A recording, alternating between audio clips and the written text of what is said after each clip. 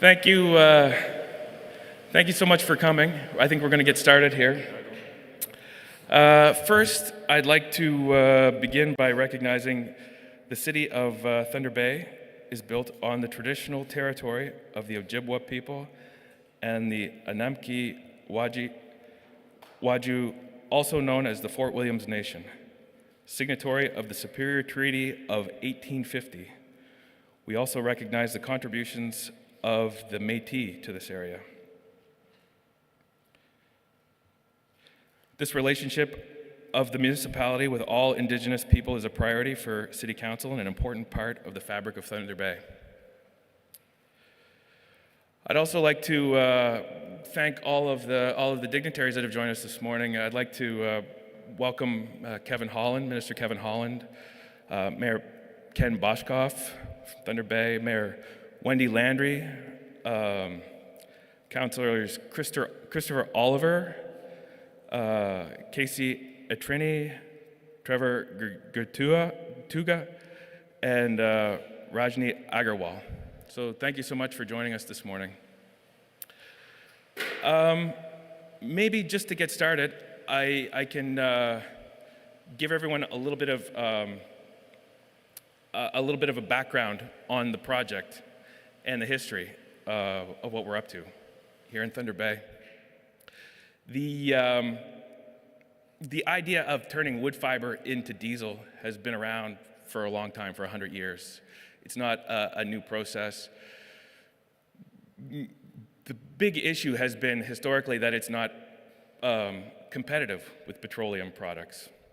But the Germans did it during the Second World War when they couldn't get access to petrol. The South Africans did it during apartheid when they couldn't get access to petrol. The traditional processes have used sort of a gasification process called Fischer-Tropsch or a fast pyrolysis oil. And those processes are very high heat, multi-stage, high-pressure systems. And so the bottom line is that the economics of it have made that making fuel out of wood is 2 to 3 times more expensive than petroleum fuel. But a number of years ago, I got to know my family's from the forest products business on the East Coast, and everyone was looking around, what do we do with the future, with all this wood fiber that we've got in Canada, this big wood basket, with the secular decline of the pulp and paper business.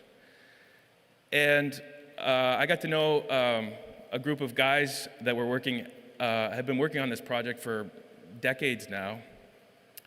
And I'd like to recognize Anders Mockfist, who's here this morning with us, who's well known in the pulp and paper industry, who really designed and pioneered this process with a group of other gentlemen, and Anders patented the process.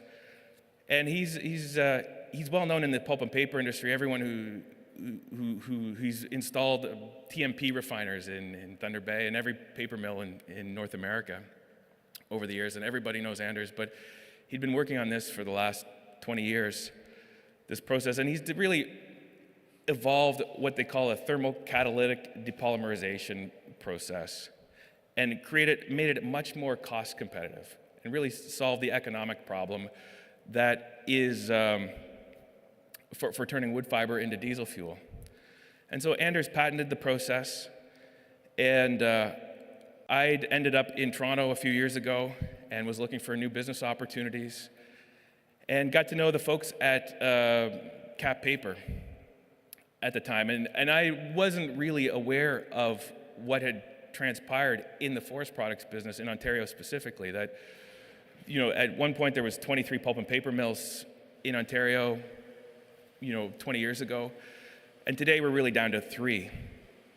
But when you saw a log, you get the square parts become the lumber, and then the round parts, the uneven parts, were historically chipped into wood chips, so a big part of the tree went to pulp and paper process, the residuals, the wood fiber residuals.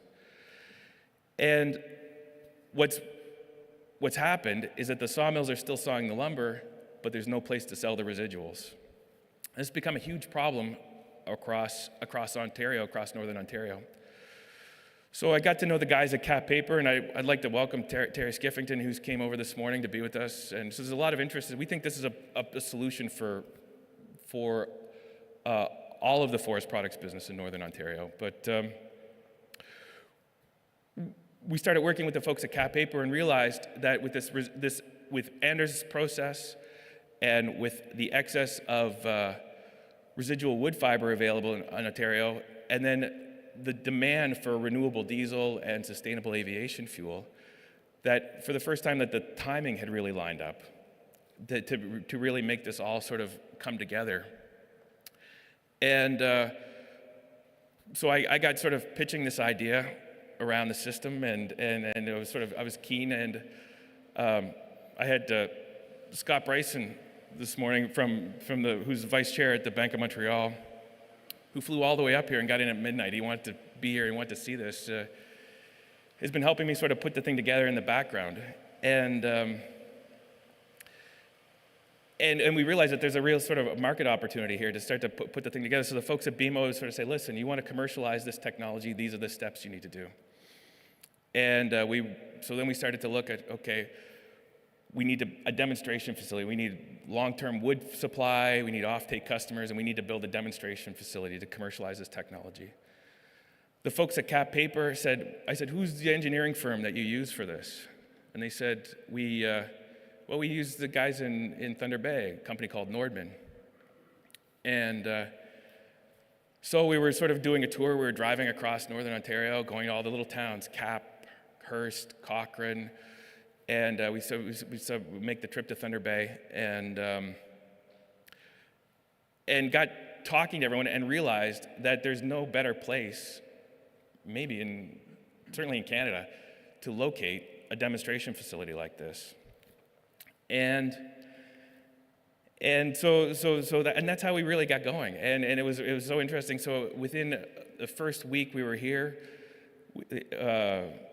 Kent Ramsey was at Thunder Bay Pulp and Paper. The government guys, Scott Miller, who's been outstanding, he said, listen, let's call Kent, Thunder Bay. He said, sure, come on over, we got space for you. He took us to a Chamber of Commerce dinner. We met Minister Holland, met the CEDC people, and it started just like that. And it was the most remarkable thing, because you start to go through, and we realized that there's the community here. And then you said, well, you got to go see Confederation College. You got to come and talk to the folks at Lakehead University. You got to meet the folks at Venture Mechanical. And we realized that everything is within, 15, 20 kilometers of here, everything you need to make this happen. The environmental permitting for this site was a huge obstacle, but we were able to operate on Thunder Bay Pulp and Paper's license. And so we were able to move quickly. And things it's just been green lights. And, the folks at Cribe have started opening doors, and we started talking about where we can get wood fiber for the demonstration plant and the scale facilities. And then we started talking to equity investors, and we met the folks from the BMI group. And they've got a huge reputation right now. They're moving very, very quickly. They've got a lot of momentum nationally. And they're really redeveloping the forest products business. Putting the wood back to work is the motto I keep hearing from them. And they're developing the forest products business not for what it was, but for what it can be, for what the future is. And you take that desire from the community, the market demand, investors, put it all together, an outstanding government partner, and things have really started to come together very quickly, and which brings us to today. And so I couldn't be more excited. So we brought you over here to see this. It's an industrial site. We're sort of revitalizing this wafer board facility. And I have to apologize to the folks at Thunder Bay Pulp and Paper. They told me we were making the invitations for we sent it out, and I got a note back from Ryan Ellard. He said, "It's great that you're bringing everyone over, and it's nice, but can you tell them it's not the water board facility?" So, and I have it on good authority that there's been no enhanced interrogation that's taken place here ever, although you do have to pay your bills on time with Thunder Bay Pulp and Paper. But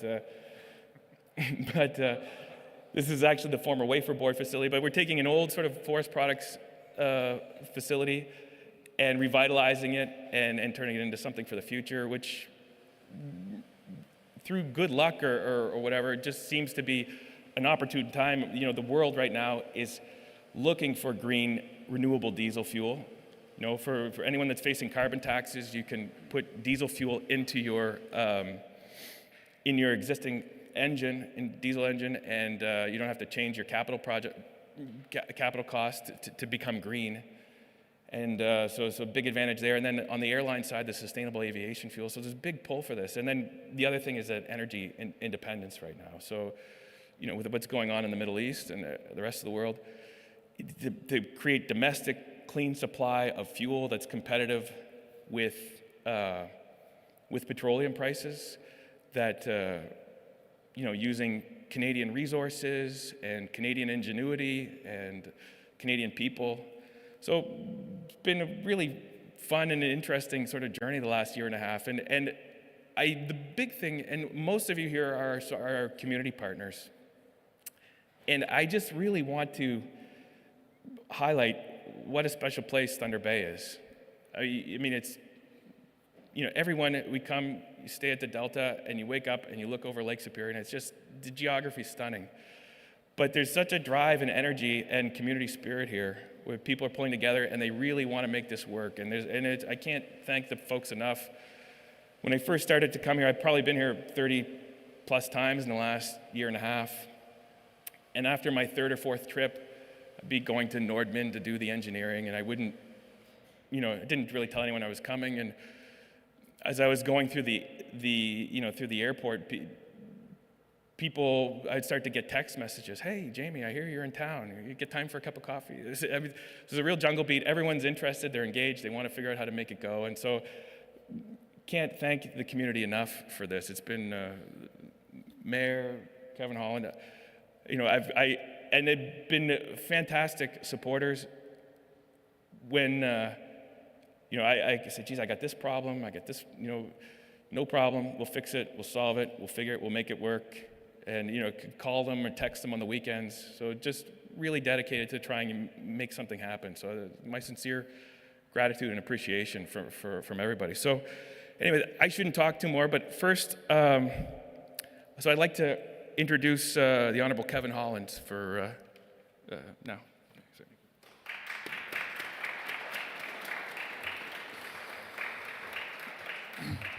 Well, thank you, Jamie, and good morning, everyone. I really want to welcome everybody here today. As Jamie's indicated, we have municipal reps with us. I also acknowledge that we have Councillor Bernie Kampoff from the municipality of Oliver Papoonja as a NOHSC board member with us, as well as all the NOHSC board members, representatives from Conn College, the university, CRIBE. As Jamie's indicated, this has really been an all of the community approach to how we got here today. And everybody in this room played a part in making sure that we're doing what we're doing here today. Really want to thank Thunder Bay Pulp and Paper for hosting us today. And, you know, Thunder Bay Pulp and Paper is an anchor facility in our region. It's a hub for a wider forestry operations innovation. It is also vital to our forest sector, which really built Ontario. And it continues to be an economic driver, providing close to 155,000 jobs and generating close to $21 billion in business revenue. Our government, under the leadership of Premier Ford, is proud of forestry's contributions, and we are determined to protect and strengthen this sector for generations to come. Since 2022, we have invested over $355 million to build this essential industry under our Forest Biomass Program, the Forest Sector Investment and Innovation Program, and the Forest Access Roads Funding Program. We recognize this is a time of change for the sector, and we're meeting that change shoulder to shoulder with workers, businesses, community leaders, and Indigenous partners. Because protecting Ontario means standing up for the industries and people who power our economy. Ontario is a G7 leader in manufacturing and exporting forest products from sustainable and responsibly managed forests. On April 28th, I launched the Roadmap to Protecting Ontario's Forest Sector, and it is a plan to enhance that reputation and lead the industry to new opportunity and renewed prosperity. Our roadmap is not just a vision document, it is a plan with clear benchmarks over the next 2, 5, and 10 years. We will first defend the forest sector from unfair trade practices, focusing the next 2 years on defending jobs, supporting mills under pressure, cutting red tape, and helping businesses modernize and stay competitive in the face of unfair U.S. tariffs and duties. Second pillar is adapt.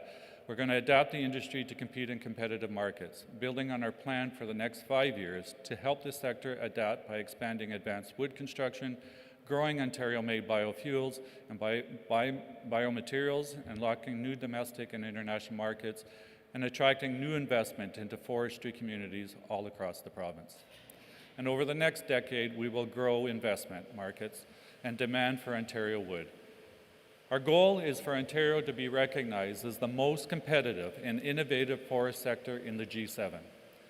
That means creating and protecting the good-paying jobs, building more homes with Ontario wood, strengthening supply chains, and ensuring forestry continues to power communities across Northern Ontario for generations to come. Each of these outcomes are grounded in our commitment to protect Ontario workers, resources, and our economic future. Guided by the roadmap, our government is building a stronger, more diversified forest sector, helping to defend our industry as it adapts to new products and technologies to grow competitive advantage and attract investment. This includes supporting companies that are leading in the development of new technologies that improve efficiency, reduce costs, and source new uses for forest byproducts, including the rapidly expanding biofuel sector. Greenwater is one of the companies leading this groundbreaking work, with technology that produces clean energy using mill byproducts and underused wood, turning forest biomass into green biofuels. Greenwater is collaborating with Thunder Bay Pulp and Paper to establish a pilot plant that will refine their technology using the mill's forest biomass. I commend these companies for their collaboration. This project is an inspiring example of forest sector innovation powered by forest sector productivity and supported by a government that is focused on protecting Ontario's economic future. Today, I am pleased to announce that Ontario is investing $5.5 million in Greenwater.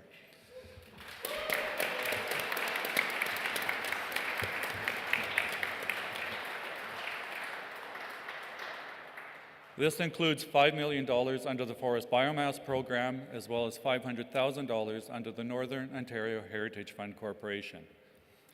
This investment reflects our government's plan to protect Ontario by building more resilient supply chains, unlocking new value from our natural resources, and keeping good-paying jobs here at home. Our investment will help the company build this pilot plant where they'll demonstrate their technology's capacity and optimize production to support commercial use. Once this project is complete, Greenwater plans to establish full-scale biofuel plants at key anchor facilities across Ontario. Creating an on-site use for forest biomass will accelerate industry productivity. It will replace transportation costs with a new revenue stream, improving competitiveness. And it will maximize the value of wood supporting our sustainable forest management. And this is exactly how we adapt and grow our forest sector, by turning innovation into opportunity and ensuring Ontario remains competitive in a changing global economy. Our government is investing in this innovation to expand our forest sector and support regional economies. We are reinforcing forestry supply chains and connecting them to biofuel markets in the aviation and transportation sectors. And we are diversifying manufacturing to build a more resilient forest sector, ready to strengthen Ontario's self-reliant economy. Our funding for this $15 million project will help create 3 new jobs here in Thunder Bay, and advanced technology that will provide more good-paying jobs in forestry-dependent communities. Under the roadmap to protecting Ontario's forest sector, we committed to using an all-of-government approach to build this industry. Today's investment is one way we're delivering on that commitment, with funding from my ministry's Forest Biomass Program, as well as funding under the Northern Ontario Heritage Fund Corporation through the Ministry of Northern Economic Development and Growth. To date, the Forest Biomass Program has committed over $55 million to more than 55 research, innovation, and modernization initiatives. And I look forward to announcing funding for more projects in the months ahead to advance our roadmap's goal of defending the industry by building integration and protecting regional economies, adapting businesses to compete by reshaping operations, creating new revenue streams, and lowering costs, growing new markets and business opportunity by diversifying the sector with new technologies and projects. Guided by our roadmap and under the leadership of Premier Ford, our government will continue to defend, adapt, and grow this essential industry. We are taking action to establish Ontario-made forest products as a preferred choice in world markets and position the province as a top destination for international investments that will power long-term growth.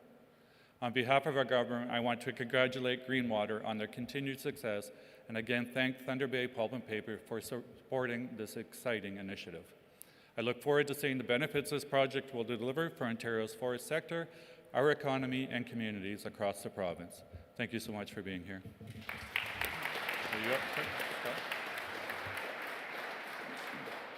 Thank you very much, Minister Holland. Thank you for your great contribution. Also, before we move forward, there's someone I want to recognize, Emilio Regato, who's an absolute treasure in Thunder Bay. I've got to know him, and he's been a driving force behind this in the background. And I got to know him. He's a legend in the pulp and paper business. Everyone knows him. I'd heard about him and got to know him a little bit spending time here, and he's become a friend, but also just fantastic connector in the community. And I think it just goes, you're so lucky to have him here driving with a deep passion for the community to make things happen. So thank you so much, Emilio.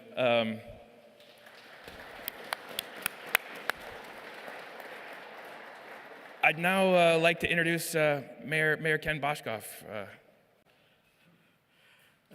Thank you, and it's such a fantastic day, and it clearly shows what collaboration can do, focus with a reasonable, wonderful project, and today really is a day for us to celebrate, and recognizing my colleagues on council, my former seatmate in Parliament, Scott, and all of you, the work team, the union team, the management here, the ministers, Kevin, these things don't come together by one person's efforts. They come together as a community, as a province, and as a nation, and we're all focused. And this is an environmentally sound project. It can only make things better. So give yourselves a round of applause. Thank you, people. Cheers.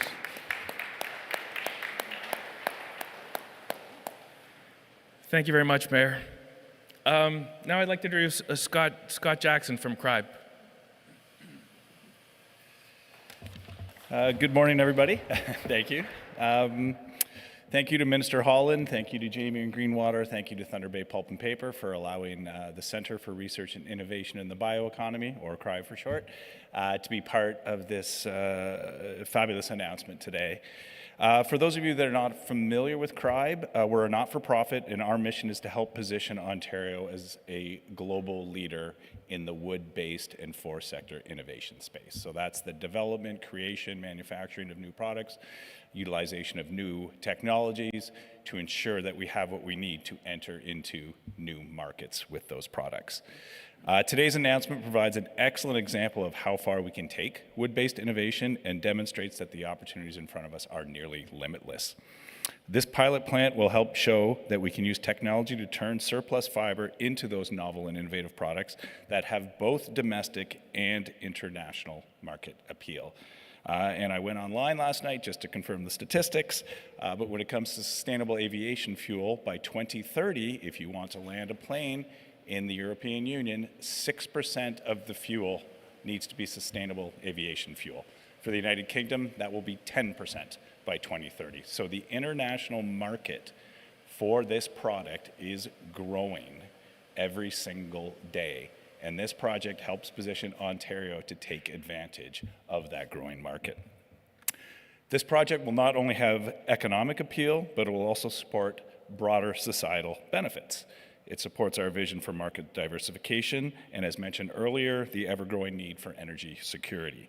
It has the potential to strengthen the forest sector through the creation of synergies with established anchor mills, and it has the ability to create many, many jobs in the north and bolster the economic and social standing of northern communities. This project also reinforces both the opportunities and the importance of cross-sectoral collaboration, as has been mentioned numerous times this morning. And it also falls directly in line with the provincial government's roadmap for the forest sector. So on behalf of everybody at CRIBE, just want to say congratulations, Jamie. We are all incredibly excited for you, and we are all here to help in any way that we can moving forward.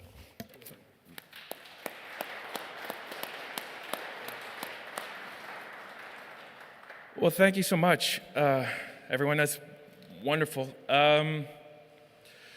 So I guess what the order of events, what we're going to do is, well, before we move on, I don't know, I'm really pleased that the Bank of Montreal has come up this morning. It was a big schlep to get up here late last night. The flight was delayed. He came in at midnight, but he wanted to be here and be part of it. Scott, would you come and say a few words just on behalf of the bank for us?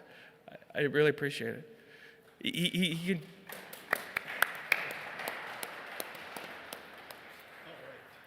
Well, I wasn't expecting that, folks, but I'll be brief. At Bank of Montreal, we have a very strong leadership position in forestry as a bank and in energy transition. So when the two come together, that creates a level of interest from a sectoral perspective that is incredibly compelling to our bank, and we're the fifth largest commercial bank in North America. More fundamentally, we back good people, and we're a relationship-driven bank that believes that when you build relationships with good people of both caliber and character, regardless of the business, you have a better chance of succeeding when you have the right people. A good jockey can ride more than one horse, and we pick our jockeys pretty selectively.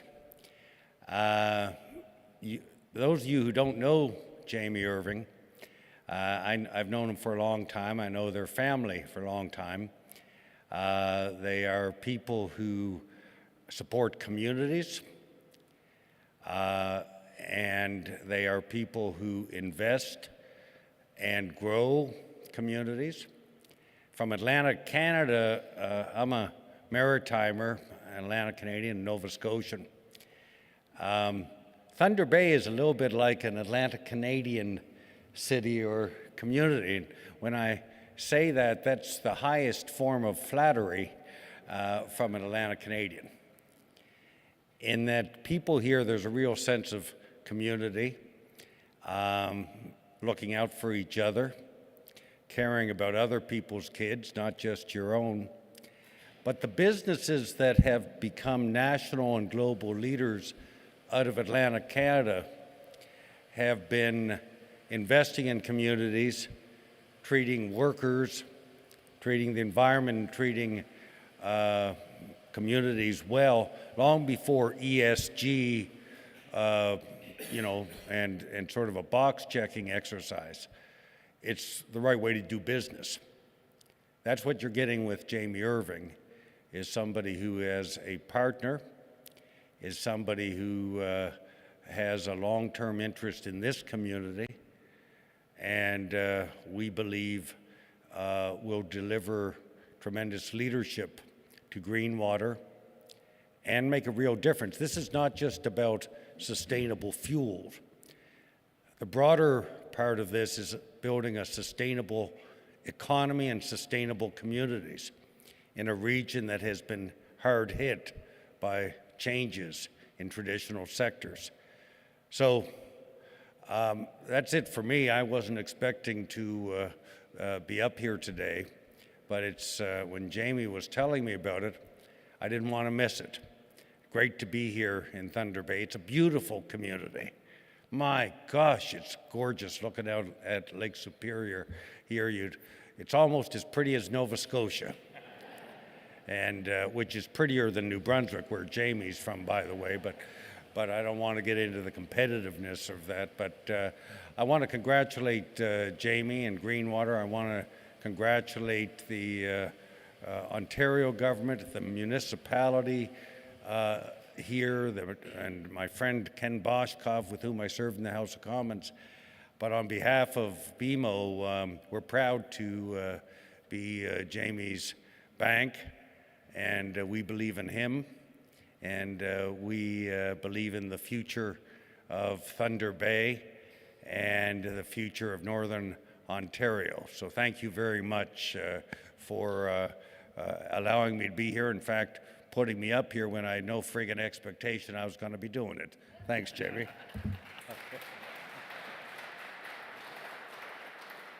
So that wraps up. I believe we have time for questions, Rebecca. So ask the media just to, anybody with questions? If you Questions, and you want to take a line up the mic?